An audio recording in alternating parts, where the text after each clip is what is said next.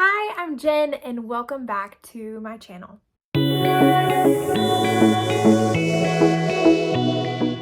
So, if you've never seen me before, my name is Jen Hamilton. These are my credentials. Jen Hamilton, RN, registered nurse, BSN, Bachelor's of Science in Nursing, CEN, certified emergency nurse, and RNCOB, which stands for registered nurse certified in obstetrics. So I've been a nurse for 11 years, and most of that time has been spent as a labor and delivery nurse. And I see a lot of stuff and I see a lot of mistakes being made that can kind of set you up for not having a great time. So I want to tell you today about the 5 things, that's 10, 5 things that I would never do as a labor and delivery nurse, having a baby. The first thing that I would not do is if I was a low risk person coming in to have a baby who is also low risk, I'm not going to starve myself. I'm just going to say it. There is a history of why we don't let people eat in labor, but it is very outdated. It goes back to the time where we used to have something called twilight labor or twilight birth, which is kind of like snowing you with drugs so you don't remember what happens. And basically what can happen is you can get nauseated, you can throw up, and if you're not with it enough, you cannot clear your airway. And these days, the reason behind not being able to eat solid food in labor is because anyone who is on labor and delivery has a chance or a risk of needing an emergency C-section. And if you were to need an emergency C-section, there's a chance that you may need to go to sleep for that. And if you go to sleep, you may get nauseated and you may throw up. And on your back, it may be hard for you to clear your airway. So you may get some barf in your lungs. And it's a whole lot easier for us as medical providers to suck out water than a cheeseburger, okay? Here's what you need to know about that. The risk of that happening is very low, about 1 in 10,000, okay? So you need to know the risks of eating in labor, but you also need to know the benefits of that. And if I was to ask you to go out into the wilderness today and just run a marathon and not have anything to eat, how do you think that's gonna go? It's probably not gonna go so great because you need nutrients, you need calories to fuel your muscles. And do you know what the uterus is? It's a giant muscle, okay? So your uterus needs calories in order to be able to do the marathon that it is about to do. So if you are somebody who is going to eat or drink in labor against the maybe hospital policy, it's important to know why that policy is in place. It's important to know your risk of needing a C-section. And it's important to know maybe some things that you could consume that may not be so heavy on your belly. Some things that I would love if I was in labor. A smoothie. I love the Juice Shop smoothie that's called Cranberry Crush. That's my favorite one. But that's good because it's got a lot of sugar and nutrients all packed in a very small cup. And it can also kind of feel maybe heavier on your belly. I love it when people bring in honey sticks. Those are easy to kind of snack on. I would think if you are going to eat actual solid food, think brunchy types, okay? I don't mean like biscuits and gravy, but I mean like light, snacky types, okay? Also, do not eat your most favorite food, okay? Because in labor, you're probably gonna puke and you're probably gonna taste it again, okay? So don't ruin your favorite foods by tasting them again in labor, okay? But it's just so important that you know the risks of eating and drinking, but you also know the benefits of eating and drinking, and you make your own grown lady decision on what is best for you. The second thing that I would never do is to stay in that bed, especially in early labor. If you do not have an epidural, you need to be moving and grooving, girlfriend, because laying down, unless you're doing like some power resting, staying stagnant, laying down, not moving, can stall out your labor. And in labor, motion is lotion, okay? Get up, move around, do like sit on the ball, squat beside the bed. Anything that can help with gravity is wonderful to do. Of course, once you get an epidural, you're kind of going to be confined to the bed. You won't be able to get up and walk around anymore because you will be Lieutenant Dan from Forrest Gump, because you ain't got no legs anymore.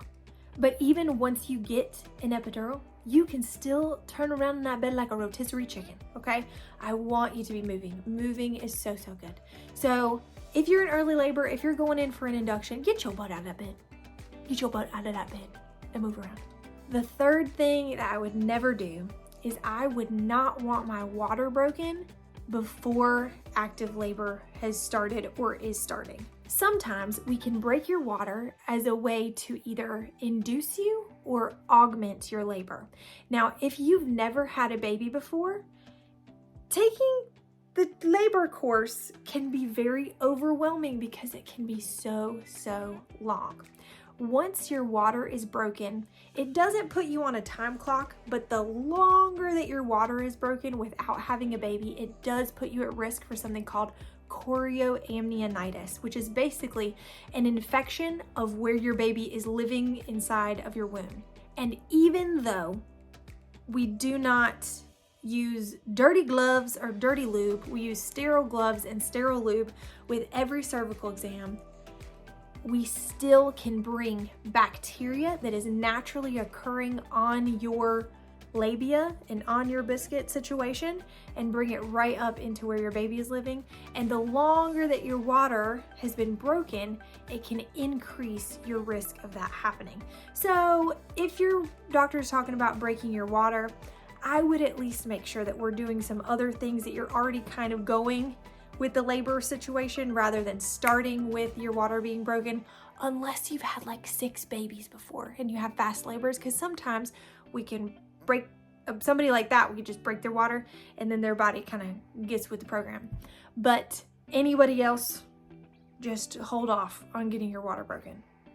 Another thing is, with that, this is part B of that, is that if your water is not broken and you go in for an elective induction, you're just there because you're 39 weeks and you just are ready to have a baby. If it's not happening, if labor is not happening and they're threatening a C-section, you can go home if your water is not broken, and you can wait for labor to start, or at least wait a little bit longer and try again another day. Because if your water is broken though, we can't send you back to the house, okay? So that's another thing to keep in mind.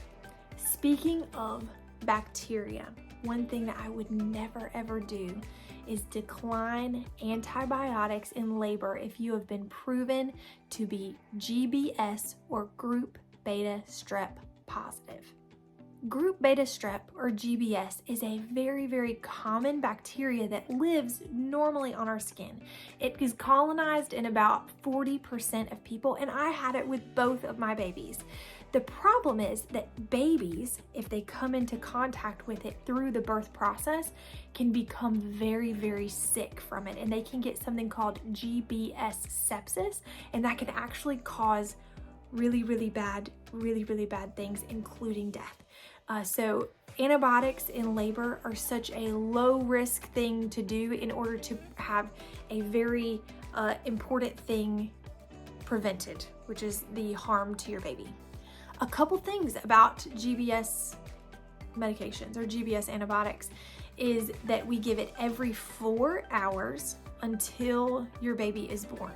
So that first dose that we give is a loading dose, and that dose goes over 1 hour, and then you don't have anything in between in those next 3 hours. Okay, so we give it every 4 hours.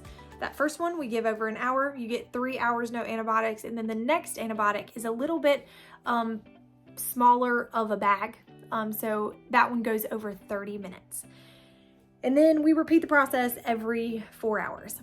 In between that time, if you're somebody who really, really doesn't want to be hooked up to anything, you can ask for your IV to be what we call saline locked, which just means you have the port in, but you don't have anything else that's hooked to it when you're not getting antibiotics. Here's what you need to know about those antibiotics though, and I can speak from experience, is that when the antibiotics are going, your arm can feel very, very sore. To me, it just felt like an ache all the way up my arm, almost like I had worked out too hard, or almost like I had a bruise. So it only happens while the antibiotic is going in, and it's just because your veins don't like it, and that's okay. But it's because it's very, very important to have. But sometimes your arms can hurt. I do have patients that tell me they don't notice anything different, but it can be very, very annoying. Some things that we can do to make that a little bit better. Sometimes we can put heat packs on your arms, and that can ease some of the discomfort. We can dilute the medication by putting some of just like regular hospital water into it, so that it's not so concentrated. The other thing that we can do is slow the rate of the antibiotic as it goes in. The thing with that though is that the more time that we add to the infusion, the longer the discomfort is, and then also the shorter amount of time in between your next dose. So sometimes whenever I explain this to people, they're like, forget it, I'll just take the discomfort and then get it over with.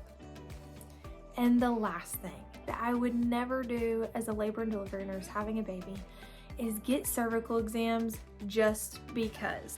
A lot of times in labor, providers can want to just get a status update on what's going on. And so because of that, they will check your cervix on a timed schedule every 3 to 4 hours. Every time that we check your cervix, even if your water is not broken yet, we do increase the risk of infection when your water does break. So we are introducing bacteria that normally lives on the outside of you to the inside of you. And not only that, but they're very uncomfortable. And it can also cause you to be really frustrated if, in 4 hours, you've only had 1 centimeter of change. That can be really frustrating because you're like, oh my gosh, this is taking forever. And then you may succumb to the cascade of interventions where we start to add things to your plate, and then you may get an epidural when you didn't want one. Timed cervical exams, I don't like them at all, okay? I love cervical exams for a few different things. If we're starting an induction, very important to be able to know where we're starting so that we can kind of come up with a plan that's gonna work for your cervix. If your baby is acting goofy and on the monitor, something's going on, as your nurse, I need to see if there's a reason for that via a cervical exam. You obviously would need a cervical exam if your water is being broken. You would need a cervical exam if we are introducing anything into your body for induction reasons. So for instance, like a vaginal cytotech placement, which is an induction medicine, or if we're placing something called a Foley bulb, also cannot do that without a cervical exam because we are placing that in through your cervix. It's just important to talk to your provider about the things that they would like to do or they recommend to do and understand the reason why. What I want you to know is that everything is within your control. You do not have to consent to anything that you do not want to do or you do not feel comfortable doing. But the cervical exam thing kind of just grates on my nerves a little bit because a lot of the cervical exams that we do are unnecessary. And I think that it's important to know when it is important and when it's just for fun. Not your fun, but for us to know what's going on in there. So I want to know, what are some things that you would never ever do if you were having a baby?